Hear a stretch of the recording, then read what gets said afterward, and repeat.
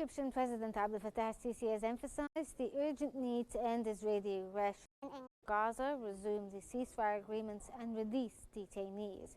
President el-Sisi stressed the importance of allowing humanitarian aid to enter Gaza and rejected any attempts to displace Palestinians or undermine their just cause.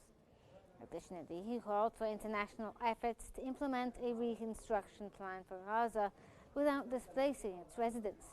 That came as the Egyptian president welcomed his Lebanese counterpart, Joseph Aoun, at Al-Ittihadiyya Palace in Cairo, where official ceremonies, including playing both national anthems. The two leaders held a closed meeting followed by extensive discussions focusing on strengthening bilateral relations, especially in economic cooperation, infrastructure and reconstruction efforts, while addressing regional stability challenges. They also emphasized support for Lebanon's sovereignty and condemned Israeli violations, reiterating their commitment to the Palestinian cause and the importance of achieving peace and stability in the region.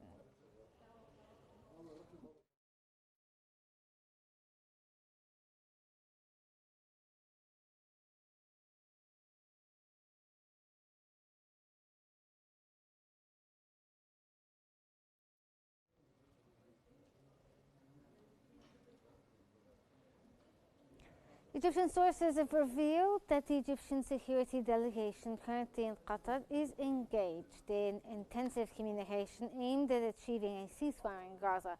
The sources informed QNews that Cairo and Doha are making concerted efforts in coordination with the US to halt the escalations in Gaza, while also facilitating negotiations for a truce and allowing humanitarian aid into Gaza.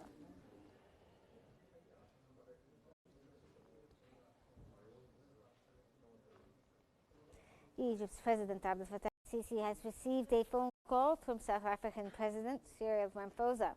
Their discussions highlighted the positive developments in bilateral relations and mutual commitment to enhancing cooperation across various sectors, benefiting both nations and promoting African integration.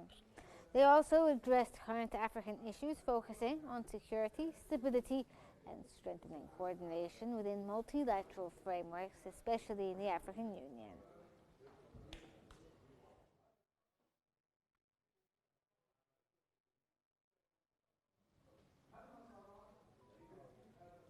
At the 78th World Health Assembly in Geneva, Egypt's health minister, Dr. Khaled Abdel-Ghaffar, has reaffirmed the country's commitment to global health cooperation under the theme One World for Health. He highlighted Egypt's achievements with the WHO, including elimination of malaria, measles and polio, strong control over hepatitis, and advancements in pharmaceutical standards.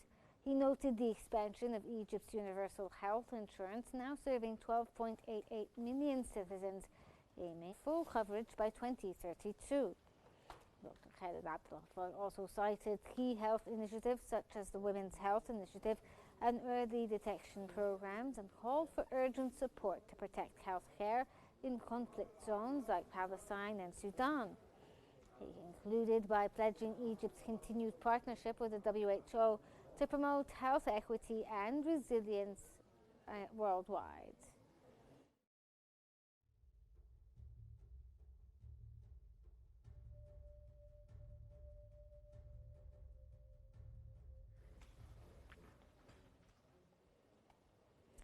Dr. Ayman Ashur, Egypt's Minister of Higher Education and Chairman of the Egyptian National Commission for UNESCO, announced the opening of applications for the 2025 UNESCO Prize for Girls and Women's Education. Supported by the People's Republic of China, the prize aims to promote quality education and gender equality in line with the UN Sustainable Development Goals. Dr. Ayman Farid, Assistant Minister of Strategic Planning, emphasized that the prize rewards outstanding contribution in girls' and women's education. The award offers $50,000 for innovative, sustainable programs. UNESCO calls on member states and NGOs to submit nominations by May 26, 2025, through its official platform.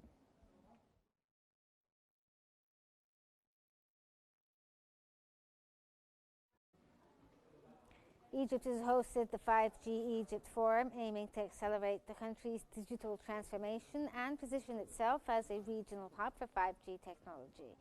The forum gathers key stakeholders, including government officials, international telecom experts, and global IT companies, to discuss the future of 5G in Egypt. The topics will cover regulatory framework, 5G applications across sectors, cybersecurity, and strategies for financing the technology's deployment.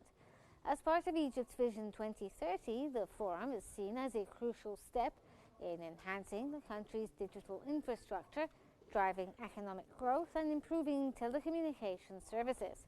The event also reflects Egypt's commitment to fostering international cooperation in the deployment of next-generation wireless technology.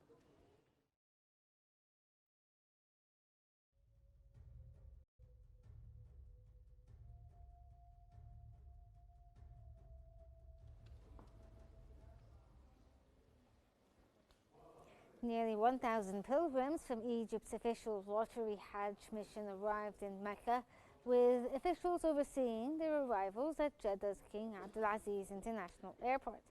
The air bridge will continue transporting pilgrims in the coming days. Mission staff ensure readiness of hotels and provide necessary services to facilitate a smooth experience. Pilgrims have been urged to follow regulations for their safety and comfort. Many expressed satisfaction with the organization, accommodations, and services, including visits to Al-Rawda Al-Sharifa.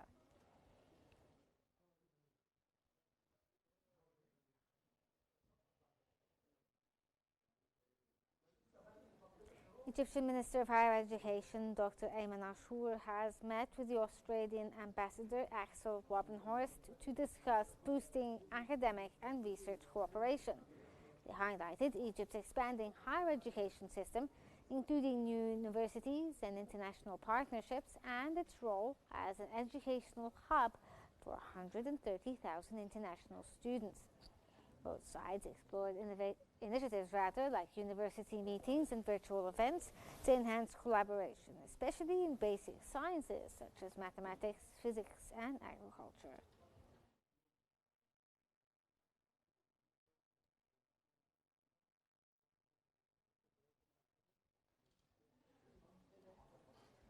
Egypt has successfully reclaimed 21 artifacts smuggled to Australia. The items, spanning various periods of ancient Egyptian history, were handed over to the Egyptian Museum in Tahrir for restoration before being displayed in a temporary exhibition. The artifacts were returned following coordinated efforts between Egypt's Ministry of Tourism and Antiquities and the Ministry of Foreign Affairs, as well as diplomatic missions in Australia. Minister of Tourism and Antiquities Sharif Fathi praised the recovery, emphasizing Egypt's commitment to preserving the cultural heritage. The repatriation coincides with the 75th anniversary of Egypt-Australia diplomatic relations, highlighting ongoing collaboration between the two countries.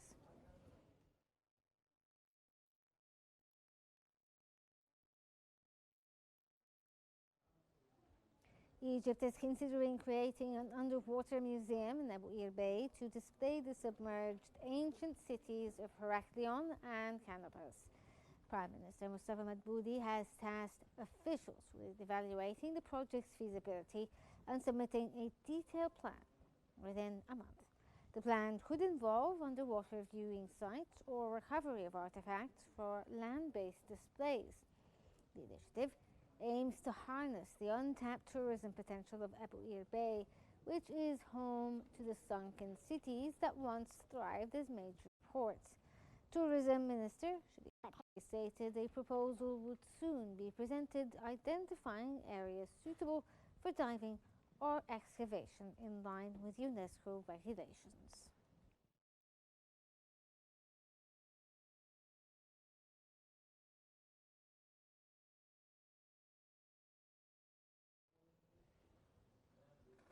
The Cabinet's Media Centre released a video on its social media platform addressing rumours about increased poultry mortality rates due to the lack of vaccinations and a spread of new epidemics.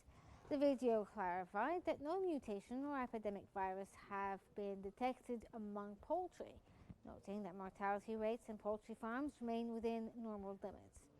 The media centre also confirmed that all necessary vaccinations are fully available with no shortages through the Veterinary Serum and Vaccine Research Institute and the veterinary units across the country. Minister of Health and Population Khaled Abdel received a certification from the Director General of the World Health Organization confirming Egypt's elimination of the transmission of all human malaria parasites within its borders. The Ministry of Health and Population stated that this certification reflects Egypt's strong commitment to ensuring health security for its citizens and the success of national strategy to combat infectious diseases based on scientific principle, an effective surveillance system, and high-quality healthcare services.